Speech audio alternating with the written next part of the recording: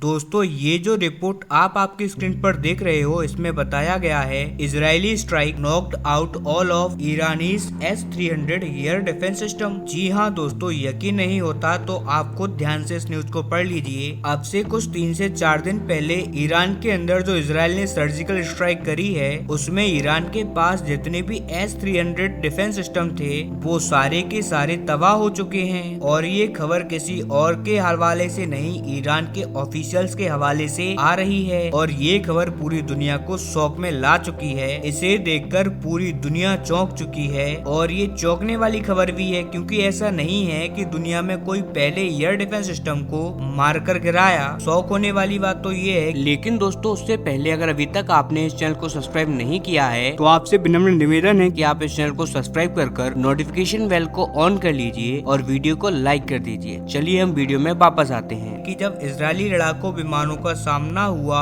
S-300 defence system से तो सारे S-300 मारे गए और उसके कंपेयर में एक सिंगल इजरायली लड़ाकू विमान को डिटेक्ट तक नहीं कर पाया गया। जी हाँ दोस्तों, मैं बात कर रहा हूँ डिटेक्ट करने की, मारकर गिराने या डैमेज करने की तो बात भूल ही जाओ। अब ये कारनामा आखिरकार कैसे हुआ, तो ये कारनामा कर दिखाया है इजराइल के F-35 ने, जो कि स्टेल्थ टेक्नोलॉजी के साथ आते हैं। और आज इनकी स्टेल्थ कैपेबिलिटी ये साबित हुई है ईरान के युद्ध के मैदान में कि ये न केवल ईरान के अंदर घुसे बल्कि एक एक करके जितने भी S-300 या फिर बाकी के डिफेंस सिस्टम थे उन्हें तबाह किया। और इसके बाद बाकी के इजरायली लड़ाकू विमान आराम से घुस गए ईरान के अंदर, राजधानी तेहरान में पहुंचे और जो इनके सुप्रीम लीडर हैं जो कि वहां के तानाशाह हैं उन्हीं के घर पर बमबारी कर कर वापस लौट गए। और यकीन मानिए ये नुकसान इतना बड़ा है कि 2 दिन तो ईरान को इस सदमे से उबरने में ही लग गए। और इसके बाद इन्होंने अपने नुकसान का इवैल्यूएशन करा, तब जाकर इनको पता चला कि इनके पास एक भी एयर डिफेंस सिस्टम नहीं बचा। और जितना बड़ा सदमा ये ईरान के लिए है उससे 100 गुना ज्यादा बड़ा सदमा है ये रूस के लिए। अब दुनिया भर के न्यूज़पेपर ये छाप रहे हैं, चाहे फिर वो भारत हो या अन्य किसी देश के, this is the end of era of Russian weapons. क्योंकि रूस के वेपन पिछले 1.5 सालों से हथियारों के मामले में इतने गंदे तरीके से फैल हुए हैं कि जिनका कोई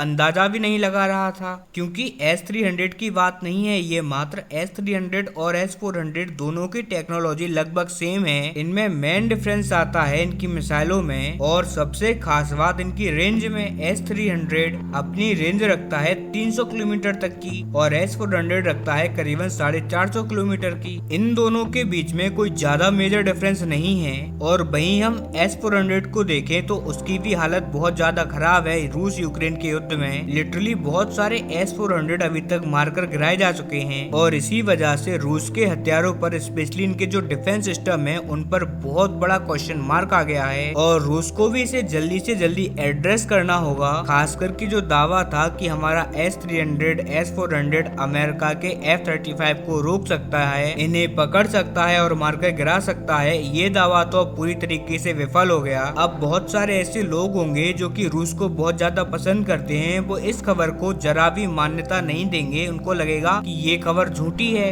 तो मैं आपको थोड़ा सा बता दूं कि अब रूस भी इस बात को मान चुका है कि हमारे S-300 अब ईरान में मारे जा चुके हैं और इसीलिए ईरान को कंपलसेट करने के लिए रिपोर्ट आ रही है कि अब रूस S-400 के कुछ सिस्टम प्रोवाइड करवा सकता है ताकि वो खुद की रक्षा कर सके। और इतना ही नहीं, ईरान को सुखोई 35 लड़ाकू विमान देने की बातचीत भी चल रही है ताकि जो S-400 ईरान को दिए जाएंगे उनकी रक्षा ईरान सुखोई से कर सके। अब आप इससे अंदाजा लगा सकते हैं कि रशिया कितना ज्यादा चिंतित है, क्योंकि अभी तक रशिया का दावा था कि हमारा S-400 दुनिया का सबसे खतरनाक लड़ाकू विमान F-35 उसे मारकर गिरा सकता है। लेकिन अब ये सिर्फ दावा ही रह गया, क्योंकि अभी तक ये कभी भी युद्ध के मैदान में आमने सामने नहीं आए थे। लेकिन अब युद्ध के मैदान में भी दोनों की टक्कर होने जा रही है और अभी के टाइम पर अपर हैंड है F-35 के पास, जिसने इतने बुरी तरीके से रूस के दावों को दफन कर दिया है कि अब उसका जवाब रूस के पास है ही नहीं। और वहीं ईरान तो इस बात से परेशान है कि चलो मान लिया कि हमारी पिटाई हो गई, लेकिन हमें पीट कर गया कौन और कहां से। चलो ये भी मान लिया कि F-35 हमें पीट कर गया, लेकिन फिर वो दिखा क्यों नहीं। पूरी की पूरी ईरानी सेना इसी के सदमे में है और इस सफलता के बाद बताया जा रहा है कि बहुत बड़े लेवल पर इजराइल कार्रवाई करेगा, क्योंकि अब उसे पता चल चुका है कि ईरान के पास F-35 का कोई तोड़ नहीं है और अब आने वाले टाइम में आपको इजराइल के द्वारा ईरान के अंदर F-35 से ज्यादा कार्रवाइयां देखने को मिलेंगी।